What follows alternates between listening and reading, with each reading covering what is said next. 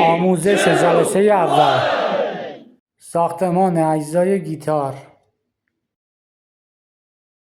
توضیحات مربوط به اجزا و ساختار گیتار به فارسی آمده است. اجزای گیتار بدن قسمت بزرگ و توخالی گیتار که صدا را تقویت می‌کند. معمولاً از چوب‌های مختلفی ساخته می‌شود که بر تون صدا تأثیر می‌گذارد. گردن، نونک، قسمت بلند و باریک گیتار که از بدن امتداد می‌یابد. این قسمت شامل فرت برد است و جایی است که نوازنده سیم‌ها را فشار می‌دهد تا نوت‌های مختلفی تولید کند. فرتبورد، فیندربورد، سطح صاف در بالای گردن که فرزها در آن جایگذاری شده‌اند. نوازندگان سیم‌ها را روی فرتبورد فشار می‌دهند تا نغمه را تغییر دهند.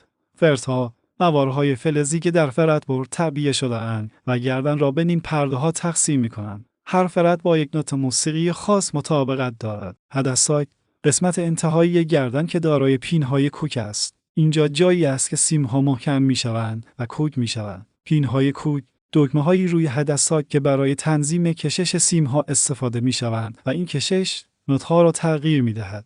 مواد قطعه کوچکی که معمولاً از پلاستیک، استخوان یا مواد مصنوعی ساخته شده و در محل اتصال گردن و هدساک قرار دارد. این قطعه سیم‌ها را به موقعیت صحیح هدایت می‌کند. بریج، بخشی روی بدنه گیتار که سیم‌ها را محکم می‌کند. این قسمت ارتعاشات سیم‌ها را به بدنه منتقل می‌کند و به صدا کمک می‌کند. صدل، بخشی از بریج که سیم‌ها روی آن قرار می‌گیرند. این قسمت بر ارتفاع و تنظیم نوت گیتار تأثیر می‌گذارد. پیکاپ‌ها برای گیتارهای الکتریک، دستگاه‌های مغناطیسی که ارتعاشات سیم‌ها را جذب کرده و به سیگنال‌های الکتریکی تبدیل می‌کنند. سوراخ صدا برای گیتارهای آکوستیک، باشندگی در بدنه گیتار که اجازه می‌دهد صدا خارج شود و تنی را تقویت کند.